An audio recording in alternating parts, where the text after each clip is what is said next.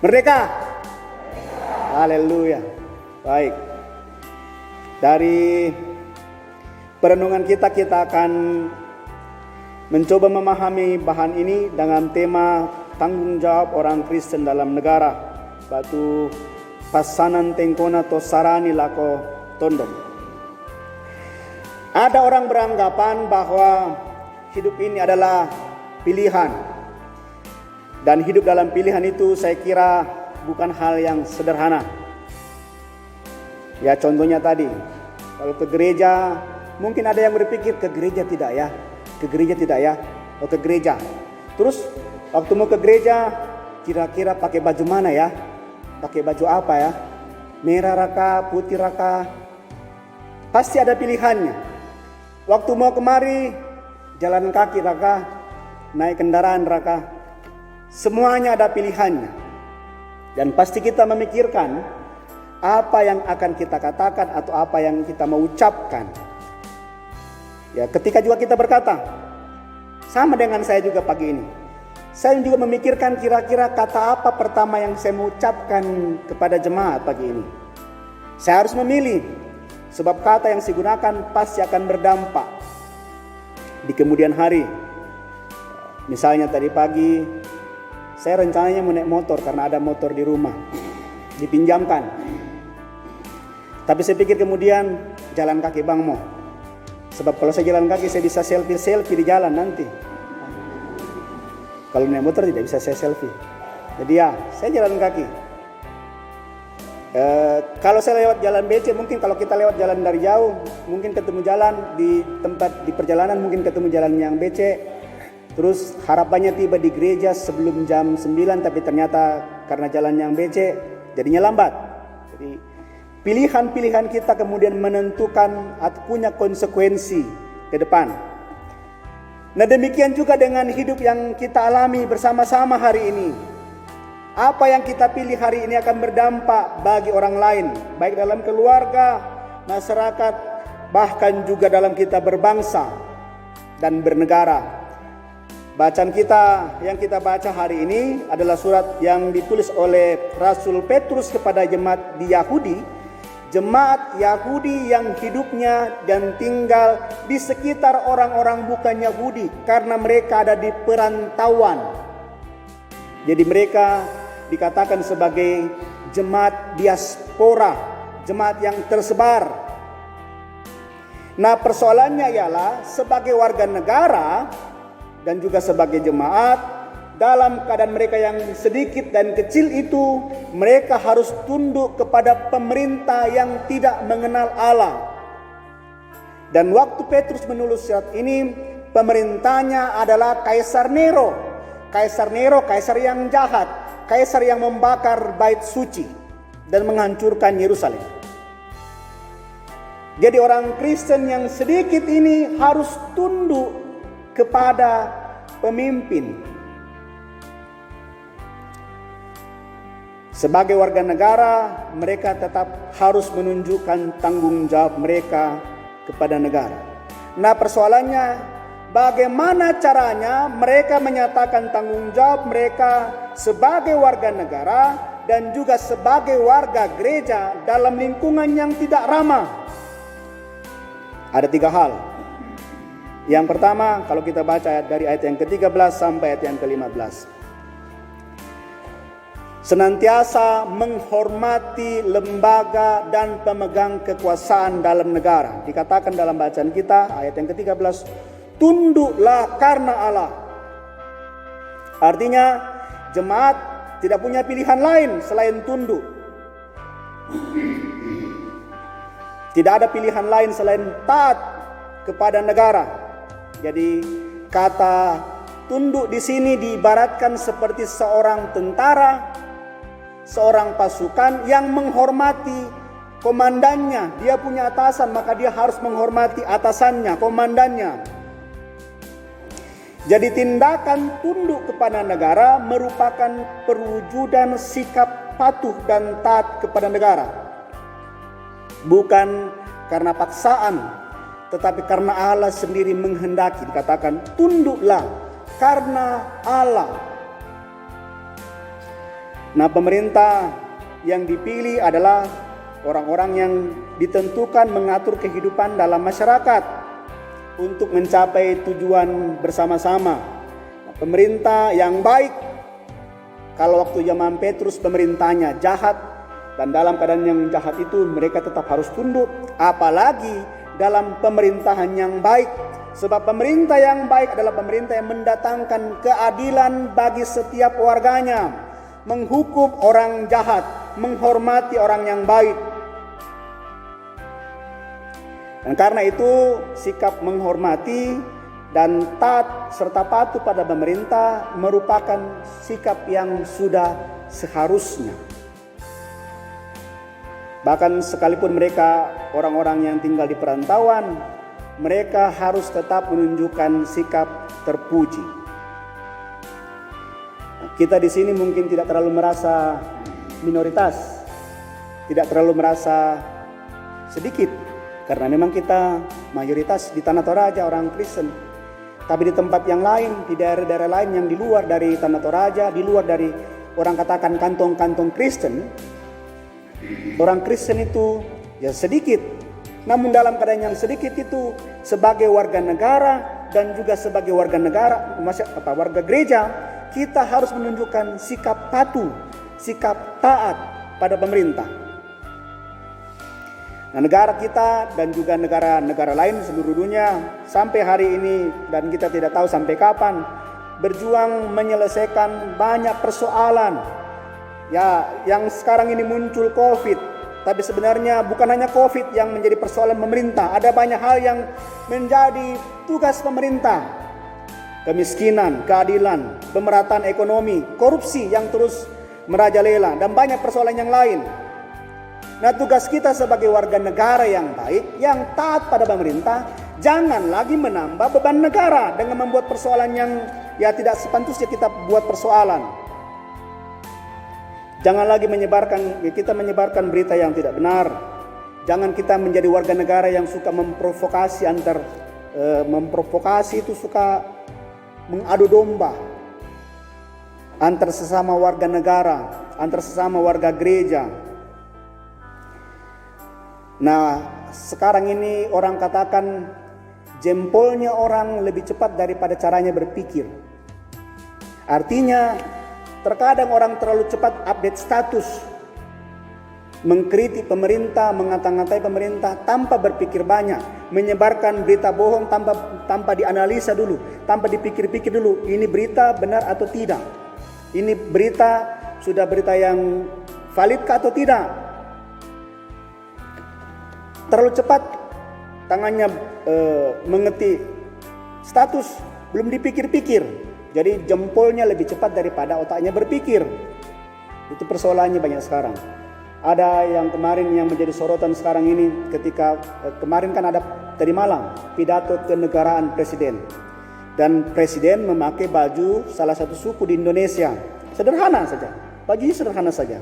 Tapi kemudian ada orang yang tidak sopan, katakanlah tidak sopan. Bukan hanya mengata-ngatai presiden, tapi juga merendahkan suku yang bajunya sedang dipakai. Itu hal yang tidak benar. Kita tinggal dalam negara ini dan harus menghormati negara ini. Pemerintah sudah berusaha mengusahakan vaksin.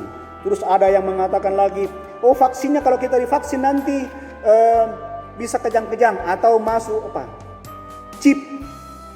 Pernah mendengar lah? Masuk chip di badan sehingga kita kapan bisa dikontrol oleh orang-orang di luar negeri sana. Pemerintah bilang PPKM diperpanjang, tapi orang katakan, wah pemerintah ini tidak peduli rakyat kecil. Sekalinya dibeli kelonggaran, malah banyak yang tidak patuh pada protokol kesehatan. Kemudian nanti banyak yang sakit, dibilang pemerintah lambat tangani, pemerintah tidak peduli. Pemerintah suka warganya mati. Padahal pemerintah sudah bikin aturan. Ada juga yang mengatakan, oh ini bukan pandemi katanya. Saya pernah dengar itu. Saya dengar sendiri. Orang katakan, ini bukan pandemi. Kalau pandemi itu berarti banyak orang yang akan mati di jalan. Kenapa orang mesti mati di rumah sakit katanya? Kenapa banyak yang mati di rumah sakit? Padahal kalau mau baca berita, banyak yang meninggal di rumahnya ketika isoman. Kalau mau baca berita. Tapi orang begitu pintar menyebarkan berita bohong, sehingga yang menjadi sasarannya pemerintah lagi. Pemerintah sudah memberi aturan supaya kita tetap sehat dan tidak mati. Maka kita harus patuhi peraturan pemerintah. Nah, kalau ternyata pemerintah yang dipimpin, yang memimpin kita dianggap tidak benar, dianggap ada yang salah, dianggap tidak memperhatikan warganya, maka kita bisa mengkritik pemerintah, tapi juga jangan juga mengkritik yang tidak benar. Banyak orang yang mengkritik pemerintah tapi tidak bisa memberikan solusi. Kalau mengkritik berarti ada solusinya. Nah, banyak orang yang demikian, menyebarkan berita yang bohong tapi tidak ada solusi. Nah, dikatakan hanya orang yang dikatakan dalam sini hanya orang-orang yang bodoh dan picik. Picik itu berpikiran sempit dan yang menuduhkan hal-hal yang tidak benar, baik kepada kita maupun kepada pemerintah. Jadi kita dituduh-tuduh ini sebagai warga negara yang bukan haknya tinggal di Indonesia, karena kita orang Kristen sedikit menurut pikiran mereka, menurut pikiran orang-orang yang merasa dirinya benar. Tidak semua orang, tapi ada orang yang mengatakan demikian. Nah, sebagai warga negara seperti yang saya katakan tadi, kita tetap harus menghormati lembaga pemerintah dari pusat sampai ke daerah-daerah. Hormatilah mereka sebab mereka yang dipilih oleh Allah untuk memimpin kita. Itu yang pertama. Yang kedua, bagaimana kita menyatakan tanggung jawab kita? Ayat yang ke-16 dikatakan, hiduplah sebagai orang merdeka, bukan seperti mereka yang menyalahgunakan kemerdekaan itu untuk menyelubungi kejahatan-kejahatan mereka, tetapi hiduplah sebagai hamba Allah.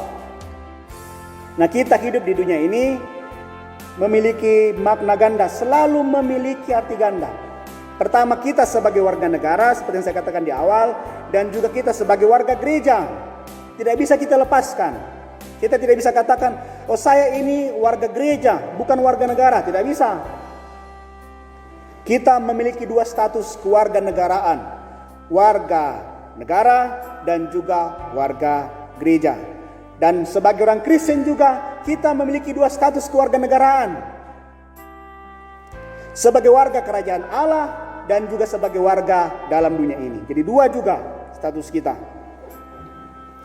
Dan dalam status kita sebagai warga negara, kita tidak punya pilihan selain taat kepada pemerintah. Namun sebagai warga gereja, sebagai umat yang sudah dimerdekakan dari dosa, kita punya pilihan. Jadi sebagai warga negara kita tidak punya pilihan untuk tidak taat, jadi harus taat. Tapi sebagai warga gereja kita punya pilihan untuk taatkah kepada Allah, menjadi hamba Allah, atau kita tetap melayani dosa. Jadi kita ada pilihan. Kalau kita sudah dimerdekakan oleh Allah, diangkat kuknya kita dari dosa, kita punya pilihan. Apakah kita tetap hidup dalam dosa, ataukah kita mau melayani Allah dan menjadi hamba Allah. Nah, yang namanya orang merdeka selalu disertai dengan tanggung jawab. Jadi ketika kita dimerdekakan, kita bertanggung jawab juga memerdekakan yang lain. Bukan sebaliknya, ketika kita merasa sudah dimerdekakan, tidak berarti bahwa orang lain itu masih berdosa. Sebab semua orang dimerdekakan oleh Allah. Kalau kita merasa dosa kita sudah diampuni, kita tidak bisa berkata kepada orang lain, dosamu belum diampuni. Atau kita bisa berkata kepada orang lain, kamu kafir. Tidak bisa. Sebab semua kita sudah dimerdekakan oleh Allah. Kita tidak bisa mengatakan kalau kita sudah merdeka, kita yang paling benar, orang lain tidak benar.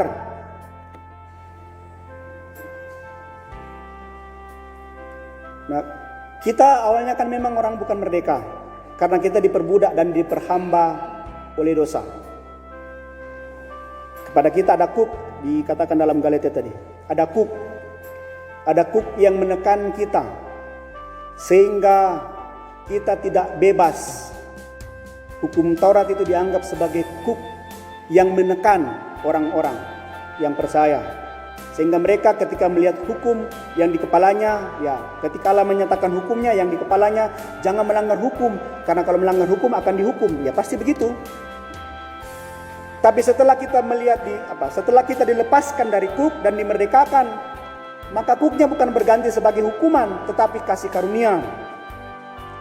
Kita melihat hukum Allah bukan sebagai hukuman lagi, tetapi cara kita bersyukur di hadapan Allah, meresponi anugerah Allah. Sehingga ketika kita hidup dalam dunia ini, kita hidup di dalam tuntunan kasih Allah, bukan dalam tuntunan hukuman Allah. Itu berbeda. Jadi orang yang dilepaskan dari kuk akan senantiasa bersyukur, akan senantiasa bersuka cita, bukan justru sebaliknya, merasa diri sudah benar, yang lain tidak benar. Karena banyak begitu di dalam negara ini. Ada yang merasa sudah punya surga, yang lain tidak bisa masuk surga. Ada yang mengkafir-kafirkan orang, sepertinya dia sudah merasa diri benar sendiri. Padahal semua kita dibenarkan oleh Allah. Berbangsa dan bernegara juga membuat kita harus memerdekakan orang lain. Jangan sedikit-sedikit kita katakan, oh itu bukan tugas kita, itu tugas negara. Padahal tugas kita membantu sesama warga negara. Kan kadang ada begini, misalnya ada yang kita mau tolong. Saya pernah begitu di jemaat yang lain, ada yang mau ditolong. Terus mereka bilang begini, saya tawarkan kepada mereka, ini kita tolong mereka karena mereka menghadapi begini. Mereka kesusahan. Tapi mereka bilang begini, wah nah kenapa mau ditolong Pak? Nah kita saja susah, masa kita mau tolong mereka? Ini yang menjadi sebenarnya membuat kita tidak merdeka. Mengapa? Karena kita sendiri dijajah oleh rasa ketidakmampuan kita sendiri. Kadangkala kita sendiri yang membuat diri kita terjajah karena berpikir kita tidak mampu. Akhirnya mental kita tidak mampu. Bukan mental orang yang merdeka. Mental orang yang merdeka senantiasa merasa mampu dan bisa berbuat sesuatu untuk orang lain. Itu yang kedua. Yang ketiga, kalau kita baca yang ke-17. Bagaimana caranya kita bertanggung jawab dalam kemerdekaan ini? Ayat yang ke-17. Hormatilah semua orang, kasihilah saudaramu, takutlah akan Allah, hormatilah raja. Dan dalam kemerdekaan, kita senantiasa berpikir bahwa, yang seperti yang saya katakan tadi, kalau kita sudah dimerdekakan, maka tugas kita sekarang memerdekakan orang lain. Dan dalam kita memerdekakan orang lain, di situ ada tugas untuk memanusiakan sesama manusia. Sebab banyak orang tidak melihat sesamanya manusia sebagai manusia. Makanya saya katakan tadi, ada yang suka melihat sesamanya lebih rendah daripada dirinya sendiri. Kita melihat manusia sesama manusia karena Allah sendiri sudah memanusiakan kita. Ketika kita ditebus dari dosa, Allah sudah memanusiakan kita. Allah begitu menghargai kita sebagai manusia sehingga Ia menyelamatkan kita. Seandainya Allah tidak melihat kita sebagai manusia yang berharga, tidak mungkin Allah turun menyelamatkan kita. Tidak mungkin. Hanya karena Allah sungguh mengasihi kita sehingga Ia mau menyelamatkan kita. Nah, dalam kita berbangsa dan bernegara, sebagai orang yang sudah dimanusiakan oleh Allah dan tugas memanusiakan sesama, maka kita tidak bisa lagi melihat perbedaan antara kita manusia. Mau dia kulitnya hitam dakah, mau dia putih dakah, mau dia karibo dakah, mau dia lurus dakah rambutnya, mau dia cipit matanya, mau dia bola matanya, mau dia orang Toraja, mau dia bukan orang Toraja, mau agamanya Kristen, agamanya Islam, agamanya Hindu, Buddha, Baktu Aluk Todolo Raka, mau dia Pentakosta, mau dia Kibait, mau dia Katolik, apapun dia. Tugas kita ialah menghargai sesama kita manusia. Sebab kita sudah dimerdekakan. Kalau kita masih memandang orang lain berbeda dengan kita, berarti kita belum merdeka sama sekali. Nah, percuma kita merdeka kalau kita tidak menghargai perbedaan. Perbedaan itu sudah ada dan akan terus ada. Tidak bisa tidak ada. Hari ini saja semua kita berbeda pakaiannya berbeda. Sekalipun ada yang mungkin sama, tapi berbeda warnanya. Ada yang terlalu merah, ada yang tidak terlalu merah. Kita berbeda, tidak mungkin dihilangkan yang namanya perbedaan itu. Bagaimanapun sampai kapanpun kita akan terus berbeda. Kalau begitu yang kita mesti cari apa yang sama dari kita. Nah, itu tugas kita sekarang, bukan mencari perbedaan, tapi memperjuangkan apa yang sama. Persoalan kita apa yang sama, perasaan kita apa yang sama. Itu tugas kita sekarang. Jadi bukan kita semakin mempertajam perbedaan. Nah, kita ini, ya kalau kita di Toraja mungkin masih merasa banyak, tapi di tempat lain jangan kita selalu merasa ada yang namanya minder, double minority, bahasa Indonesianya, double minoritas. Sudah sedikit Kristen poliopi, sudah Cina Kristen poliopi. Itu kita terbawa dalam perasaan double minoritas. Kita tidak bisa terbawa dalam perasaan seperti itu. Sebab kita sama-sama warga negara Indonesia, tinggal di negara ini, berjuang bersama-sama di negara ini. Maka kita punya kedudukan hak yang sama dengan yang lain. Amin. Merdeka.